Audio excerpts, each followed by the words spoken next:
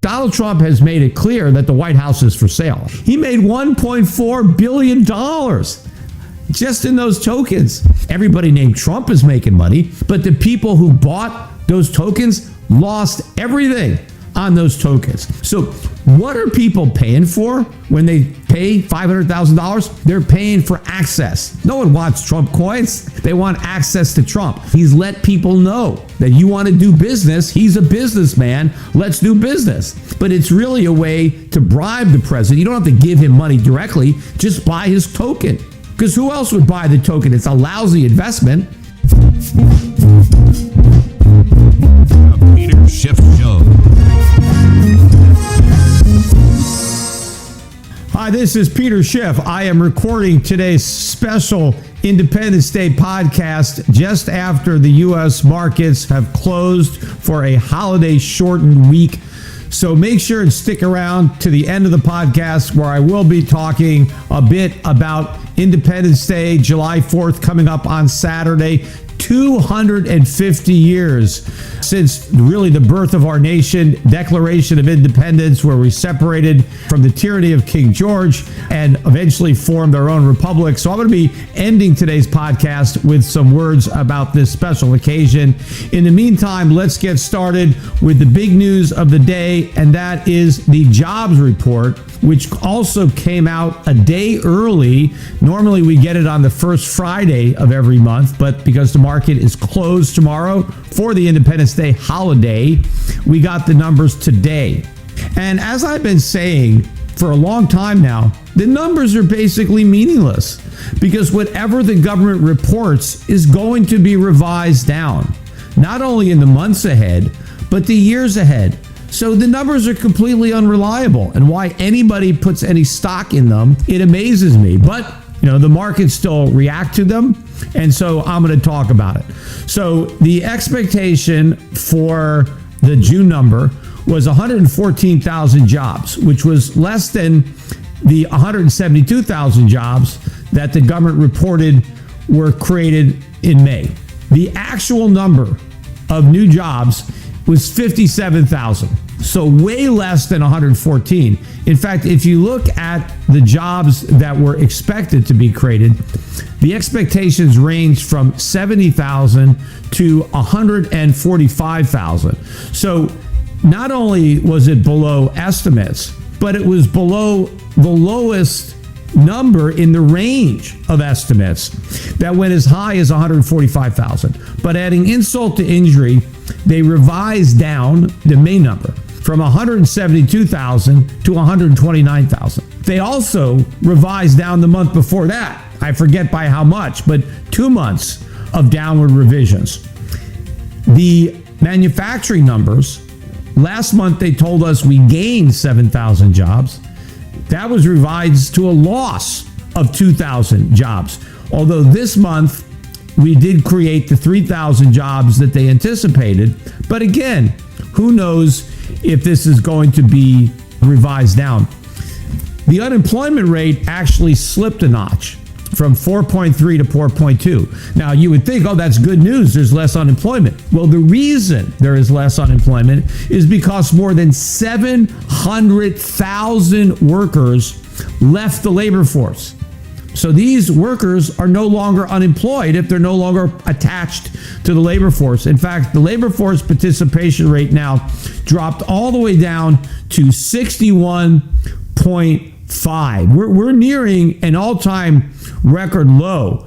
The last time it was this low, because it did get to 61.5 in the past. So the last time it got down this low was March of 2021. And again, the reason it's so low is because 700,000 people left the labor force. Had they not left the labor force, the unemployment rate obviously would not have gone down. It probably would have gone up. But even more shocking, when you look beneath the surface, full-time jobs, this is, the household survey, full-time jobs declined by 514,000 during the month. We have the fewest number of Americans who have full-time jobs now since 2024.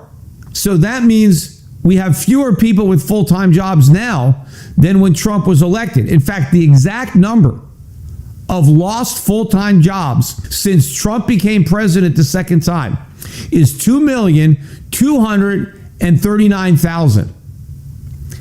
So full-time employment has been eviscerated. This is why Trump is so unpopular, because so many people have lost their full-time jobs. And a lot of other people have just been so disgruntled by the job market that they've left the labor force entirely. And when it comes to manufacturing, so far since Trump was reelected president, up until the 3,000 manufacturing jobs that were gained today, the U.S. has lost 73,000 manufacturing jobs. So for all Trump's talk about how his tariffs are going to result in manufacturing jobs coming back to the United States, that hasn't happened. We have fewer people employed in manufacturing now than when Trump came back. So the tariffs are not bringing back the manufacturing jobs. All they're doing is increasing the price that we pay for manufactured goods. And prices are going up. Jobs are going away. This is why Donald Trump is so unpopular. Now, of course, he's going to be bragging about how great the economy is, how everything is booming. I'm sure he's going to have a lot of speeches commemorating the 250th anniversary of the United States. And he's going to point to the Dow, right? The Dow Jones hit a record high today. The Dow is above 52,000. That's probably going to be something that Trump is going to be focused on, because he keeps saying that everybody told him that 50,000 was impossible, sir. We can never do this, sir. You're only going to be president for 4 years. There's no way we can get the Dow to go to 50,000, even though that would only be about a 3% per year return. But he's going to be bragging about the Dow and claiming that this means his policies are working. But of course, he criticizes Biden for being the worst president ever and having the worst economy ever, yet we had a very strong stock market under Biden. In fact, stronger than it's been under Trump. So clearly, the stock market is not a bellwether. If we had the worst economy under Biden and the best economy under Trump, yet the stock market goes up under both, then clearly the stock market is not a reliable indicator if Trump is being honest about how great the economy is now and how lousy it was then. And of course, Trump has to talk about how bad the economy was under Biden because he wants to take credit for turning it around, as if had we not elected Trump, we would be having an economic disaster.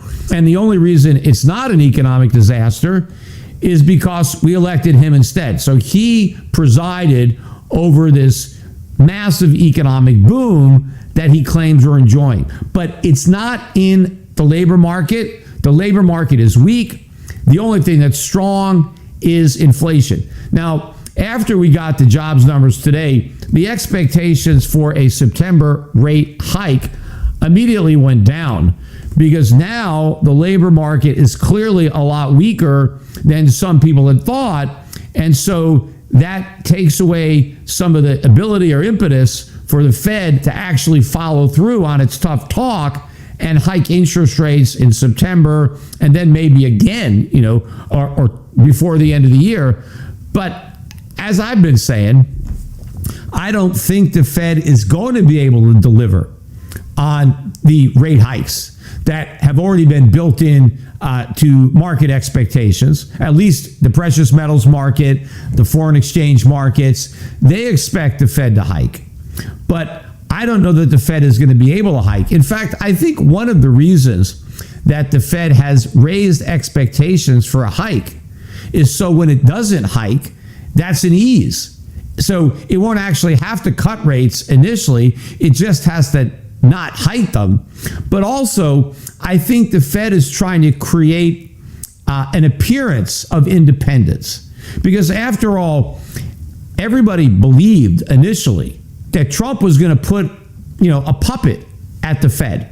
Because the reason that Trump didn't want to reappoint Powell was because Powell wasn't doing what he wanted. Trump wanted Powell to cut rates, and Powell wasn't playing ball. And so he wanted to put somebody in there